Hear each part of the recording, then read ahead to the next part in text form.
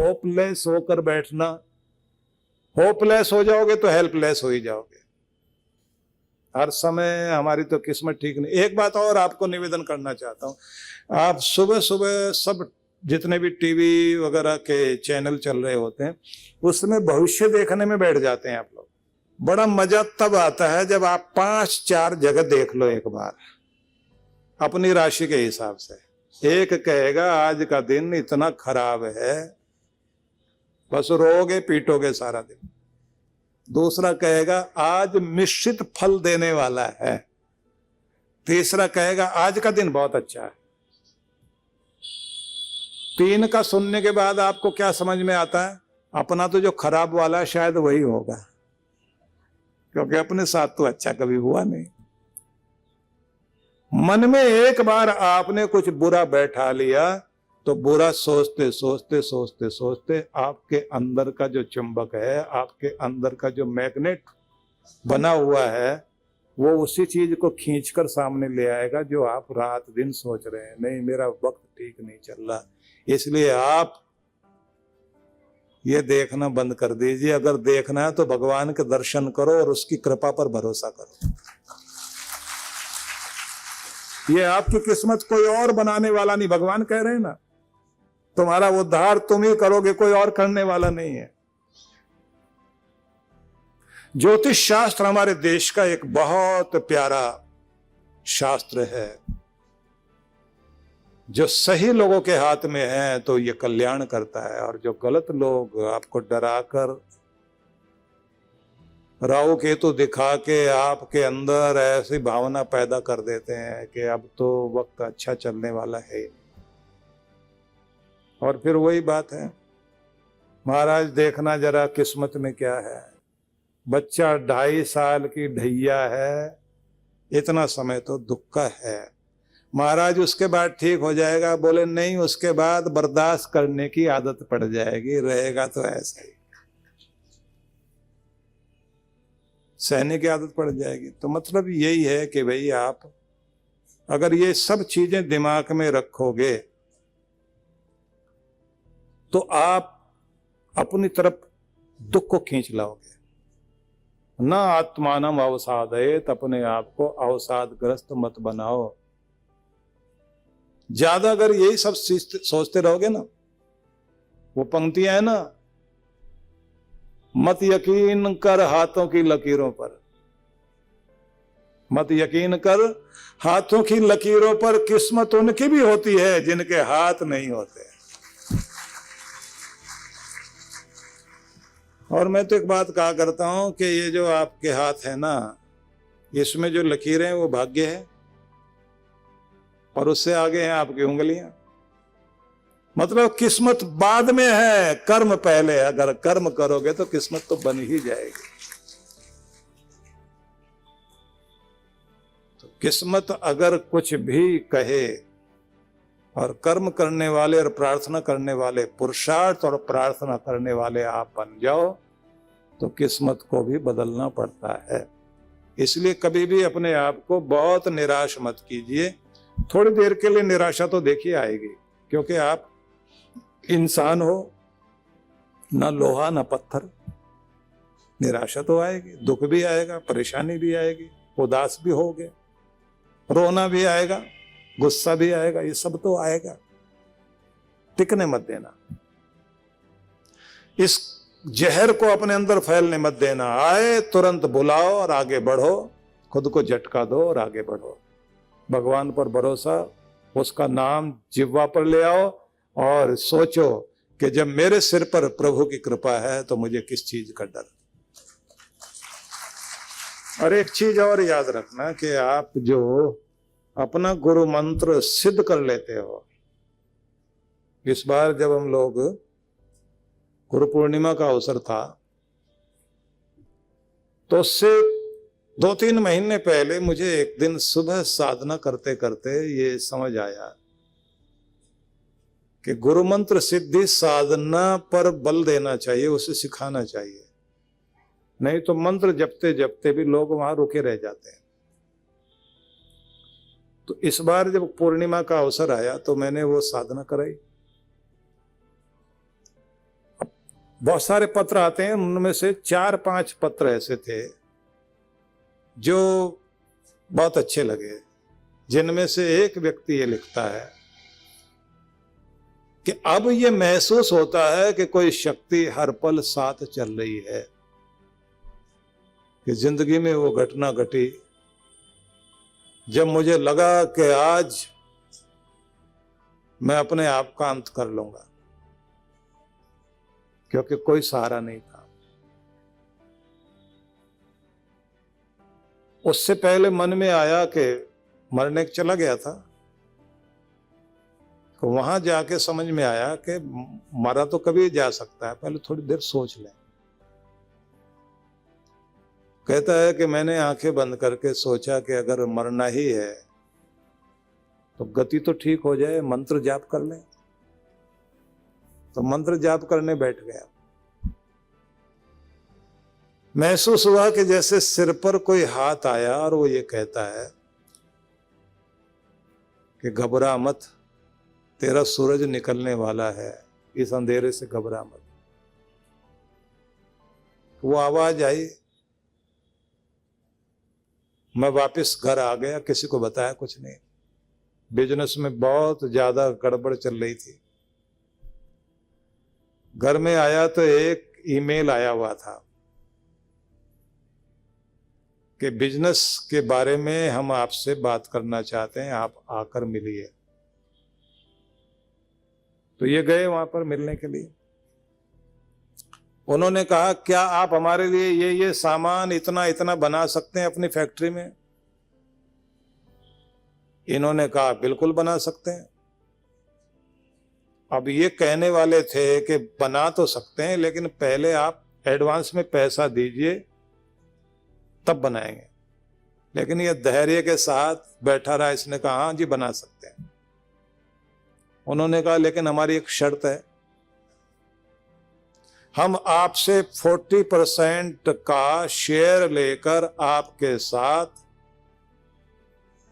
Partnership करके काम करेंगे और 5 साल के लिए हम लोग आपको ऑर्डर देंगे। इस शर्त पर काम करना चाहते हो तो हम मौका देंगे आपको।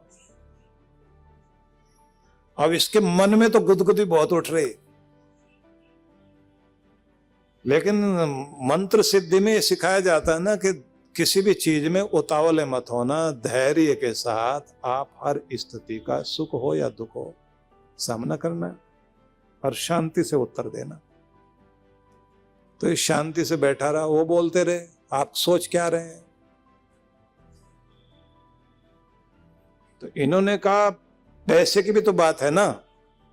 इतना ही बोला। बोले, 1 साल का एडवांस भी हम देते हैं आपको। और इस बेचारे के पास कुछ था ही नहीं, मशीनें भी पुरानी थी, उसे बेचना चाह रहा था, बिक नहीं रही थी, कर्जा सिर पे था। उन्होंने कहा कि आप सोच लीजिए और देखिए, यहीं बैठ के सोचिए, घर जाने का मौका आपको हम नहीं देंगे, यहीं हाँ ना का जवाब दीजिए। ये बोले, आप मुझे 5 मिनट का मौका दीजिए। बोले, हाँ ठीक है, आप ठीक से सोच लीजिए। अब ये 5 मिनट कहता है कि मैं उनसे बोला कि आपका मंदिर कोई है यहाँ? उन्होंने बताया, हाँ मंदिर है हमारा। तो मंदिर वाली जगह जाके ये बैठ गया।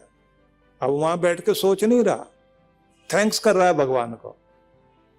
अपना गुरु मंत्र जपते जपते उसने धन्यवाद दिया और ये कहा कि कहाँ तो मैं मरने जा रहा था और कहाँ मेरे लिए ऑक्सीजन यहीं आ गई है, सब कुछ मुझे मिल गया है, तेरा लाख लाख शुक्र है भगवान। और आया, आकर के इसने कहा, हाँ जी बस अब मैं तैयार हूं। आपने सोच लिया ठीक से? बोले, हाँ ठीक से सोच लिया। अब जब उसका काम ठीक से चल पड़ा, क्योंकि जुलाई में उसने मंत्र साधना की, उसके 1 महीने बाद ये घटना घट गई थी। अब जब दिवाली पर वो सज्जन मिलने आए तो उन्होंने आके कहा, ऐसी दिवाली कभी नहीं आई थी जैसी दिवाली इस बार आई है। अब बहुत सारी आशाएं जागी। आप अपने मंत्र को सिद्ध करिए, अपनी साधना को सिद्ध करिए और आत्मबल को बढ़ाइए। आपका चमत्कार आप ही कर पाओगे, क्योंकि आप अपनी साधना से, अपने कर्म से, अपनी भक्ति से अपनी जिंदगी को ऊंचा उठा सकते हैं। बस आपको विश्वास रखना अपने ऊपर।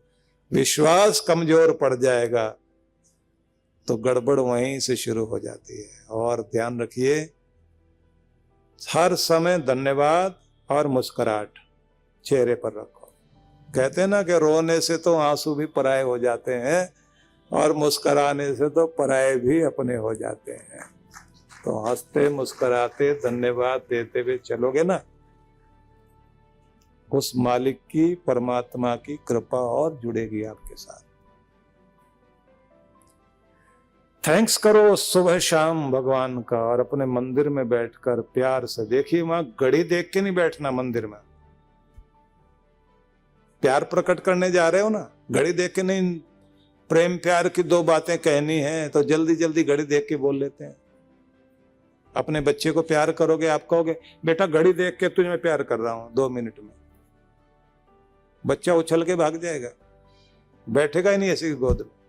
अपने परमात्मा को भी भूल जाओ, घड़ी को शुभ घड़ी कर लो अपनी, भूल के प्रेम पूर्वक धन्यवाद करो, कृपाओं के लिए धन्यवाद करो, जो उसने दिया, जो उसने अब तक हमें नियामतें दी है, वरदान दिए हैं, उन सब को ध्यान में रखकर एक एक को गिन गिन कर, तू कितना प्यारा, तू कितना अच्छा, तू कितना बड़ा दाता, तू कितना बख्शनहार, तू कितना अच्छा है भगवान। मेरी सारी अच्छाई बुराई को जानने के बाद भी तू कभी भी मुझसे मुंह नहीं मोड़ता, कोई साथ दे ना दे, तू तो हर समय साथ होता है, बिना कारण के भी तू हम पर कृपा करता है।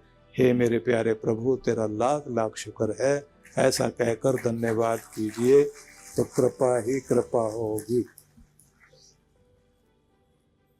तो भगवान ने यह कहा कि अपना उद्धार स्वयं कीजिए, अपने आप को कभी भी नीचे मत गिरने दीजिए, अपने स्वयं को अवसादग्रस्त ना होने दीजिए, निराश नहीं होने दीजिए। अपनी निराशा के पार जाने की चेष्टा करनी चाहिए। जल्दी मूड बदलना, जल्दी अपने आप को संभाल लेना। और ये भी एक आदत बनाइए कि अगर गुस्सा आ भी जाए तो जल्दी खुद को संभाल लिया करो। कोई चीज बुरी लग भी जाए तो तुरंत अपने आप को ठीक कर लिया करो। ये तुनक मिजाज हो जाना भी अच्छी बात नहीं है। वो लोग बहुत अजीब होते हैं, कहीं भी जा रहे हैं और जल्दी मूड खराब हो जाए और अब एकदम उतर के भाग जाएं, गाड़ी छोड़ के भाग जाएं। अब तो मूड खराब हो गया, अब तो नहीं जाएंगे हम लोग। तुमने ऐसा बोला ही क्यों? अब तो मैं नहीं खाऊंगा, तुमने ऐसा बोला क्यों? कहीं भी जा रहे हो, 1 मिनट में मूड खराब हो जाए। ऐसे जो लोग होते हैं बहुत बहुत कमजोर, क्षणे रुष्टा क्षणे तुष्टा प्रसादो भयंकर, जल्दी नाराज जल्दी खुश हो जाना समझदारी नहीं। और एक बात और देखिए, जिंदगी जियोगे तो तनाव तो आएगा, टेंशन तो आएगी, स्ट्रेस आएगा, चिंताएं भी आएंगी। चिंता को झेलना सीखिए और स्ट्रेस का सामना करना सीखिए। यही बड़प्पन है। फौजियों को कमांडो ट्रेनिंग दी जाती है, आप भी अपने आप को कमांडो ट्रेनिंग दो। एकाएक चीजें आएंगी, एकदम घबरा नहीं जाना। होता है कि बहुत लोग तनाव को इतना लंबा पाल लेते हैं। अभी जो रिपोर्ट है ना, उसमें यह कहा गया है कि 70% बीमारियां आपके शरीर में तनाव के कारण, स्ट्रेस के कारण पैदा होती हैं। 70% बीमारियां आपके शरीर में केवल स्ट्रेस, तनाव के कारण आती हैं। और तनाव वो नहीं, थोड़ी देर के लिए तनाव तो हर किसी को आएगा, उस तनाव के कारण आती है जो आपकी जिंदगी में टिका रहता है, जिसे आप लगातार अपने अंदर ठहराए रखते हैं, वो तनाव आपको खा जाता है। चिंता थोड़ी देर के लिए आई चली गई, कुछ नहीं बिगाड़ेगी आपका। बिगाड़ती वो है जो हर पल आपको कई घंटों तक, 24 घंटे, कई कई दिनों तक एक ही चिंता लगातार आपके अंदर रहे, तो वो दीमक बन जाती है और खोखला कर देती है अंदर से। इसलिए ये अभ्यास हर किसी को करना चाहिए कि अगर तनाव आए तो तुरंत अपने आप को संभाल लिया जाए।